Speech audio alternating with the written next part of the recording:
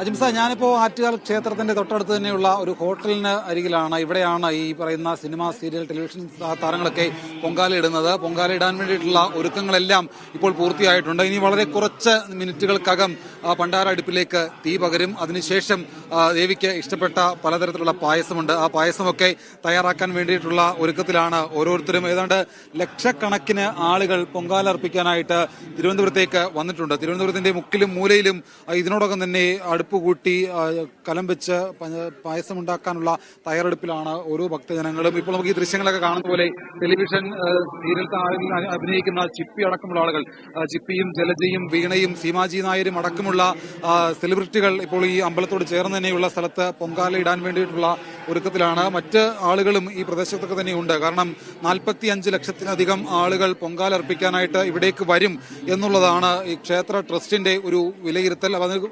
അത് കണക്കിലെടുത്തുകൊണ്ട് വലിയ സുരക്ഷാ ക്രമീകരണങ്ങൾ തിരുവനന്തപുരം നഗരത്തിന്റെ എല്ലാ ഇടങ്ങളിലും ഏർപ്പെടുത്തിയിട്ടുണ്ട്. 8500 പോലീസ് ഉദ്യോഗസ്ഥരെയാണ് ആറ്റുകാൽ പൊങ്കാലയുടെ സുരക്ഷാ ക്രമീകരണത്തിന്റെ ചുമതല ഏൽപ്പിച്ചിരിക്കുന്നത്. അതിൽ ഉന്നത ഉദ്യോഗസ്ഥർ മുതൽ സിവിൽ പോലീസ് ഓഫീസർ വരെയുണ്ട്. അതിനകത്ത് NCCയുടെ സുരക്ഷാ ക്രമീകരണം കൊണ്ട് അങ്ങനെ എല്ലാ തരത്തിലുമുള്ള പഴുതടച്ചുള്ള സുരക്ഷാ ക്രമീകരണങ്ങൾ ഉൾപ്പെടുത്തിയാണ് ആറ്റുകാൽ പൊങ്കാല ക്രമീകരണങ്ങൾ സർക്കാർ ഒരുക്കിയിരിക്കുന്നത്. പ്രതികൂല കാലാവസ്ഥയാണ്. നമുക്കറിയാം കഴിഞ്ഞ വർഷം ആറ്റുകാൽ പൊങ്കാലയുടെ സമയത്ത് പകല് അല്പം കുറച്ചുനേരം ഒരു മഴ പെയ്ത് ഒരു ആശ്വാസമുണ്ടായിരുന്നു. പക്ഷെ ഇത്തവണ അങ്ങനല്ല, മറിച്ച് ചൂടിന്റെ കാഠിന്യം വലിയ തരത്തിൽ കൂടുന്നുണ്ട്. ഇപ്പോൾ തന്നെ രാവിലെ ഏതാണ്ട് 8 മണി മുതൽ തന്നെ വലിയ ചൂട് അനുഭവപ്പെട്ട് തുടങ്ങിയിരുന്നു. അത് കുറച്ചുകൂടി കഴിയുമ്പോൾ കുറച്ചുകൂടി കാഠിന്യത്തിലേക്ക് പോകാനുള്ള സാധ്യതയുണ്ട്. അപ്പോൾ അതിനടക്കമുള്ള ഈ പ്രതികൂല കാലാവസ്ഥയിലും ചില ക്രമീകരണങ്ങളൊക്കെ വരുത്തിക്കൊണ്ടാണ് ആറ്റുകാൽ പൊങ്കാലയുടെ ക്രമീകരണങ്ങൾ സർക്കാർ സംവിധാനങ്ങൾ ഒരുക്കിയിരിക്കുന്നത്. 10:10 തന്നെ പണ്ടാരടുപ്പിലേക്ക് തീ പകരും. അതിനുള്ള ക്രമീകരണങ്ങൾ ഭക്തരെല്ലാവരും തന്നെ തയ്യാറാക്കിയിട്ടുണ്ട്. കഴിഞ്ഞ വർഷം മുതൽ ഈ ഒരു വർഷം വരെയുള്ള കാത്തിരിപ്പാണ്. ആ കാത്തിരിപ്പിന്റെ ഏറ്റവും പ്രധാനപ്പെട്ട, അതായത് കഴിഞ്ഞ ഒരാഴ്ചക്കാലമായിട്ട് ആറ്റുകാൽ പരിസരവും ക്ഷേത്രവുമായി ബന്ധപ്പെട്ടുകൊണ്ട് വലിയ തരത്തിലുള്ള ഉത്സവ ആഘോഷ അന്തരീക്ഷമൊക്കെ ആയിരുന്നു. അതിന്റെ ഏറ്റവും പ്രധാനപ്പെട്ട ഒരു പരിസമാപ്തിയിലേക്ക് പോകുന്നു.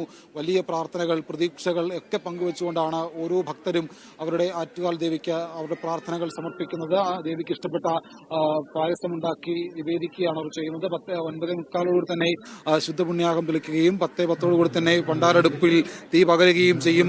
പണ്ടാരടുപ്പിൽ തീ പകരുന്നതോടുകൂടി അക്ഷരാർത്ഥത്തിൽ തിരുവനന്തപുരം നഗരം അനന്തപുരി ഒരു യാഗശാലയായി മാറുന്ന ആ ഒരു കാഴ്ചയിലേക്ക് നമുക്ക് മാറാൻ കഴിയും. 10:15 തന്നെ തിരുവനന്തപുരം ശരിക്കും അനന്തപുരി വലിയ ഒരു യാഗശാലയായി മാറുന്ന ആ വാക്കിന് എത്രമാത്രം അർത്ഥമുണ്ടോ, അല്ലെങ്കിൽ ഈ ആറ്റുകാൽ പൊങ്കാലയുമായി ബന്ധപ്പെട്ടുകൊണ്ട് തിരുവനന്തപുരം നഗരത്തെ ഏറ്റവും ഒരു അനുയോജ്യമായ ഒരു പദപ്രയോഗമാണ് അനന്തപുരി യാഗശാലയായി മാറുന്നു എന്നുള്ളത്. കാരണം മൊത്തത്തിൽ തിരുവനന്തപുരം നഗരത്തിന്റെ മുക്കിലും മൂലയിലും പണ്ടാരടുപ്പിൽ നിന്നുള്ള തീയുടെ പുക ഉയരുന്ന കാഴ്ചകൾ കാണാൻ ഇനി വളരെ കുറച്ച് മിനിറ്റുകൾ മാത്രമാണ് ബാക്കി. അതിനുശേഷം ഉച്ചയ്ക്ക് 1 മണി 1:15 വരെയുള്ള കാത്തിരിപ്പാണ്.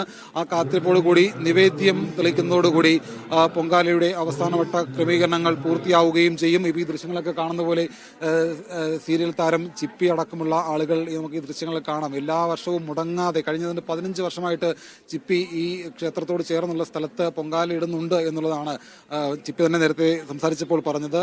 ചിപ്പിയുടെ കാരണം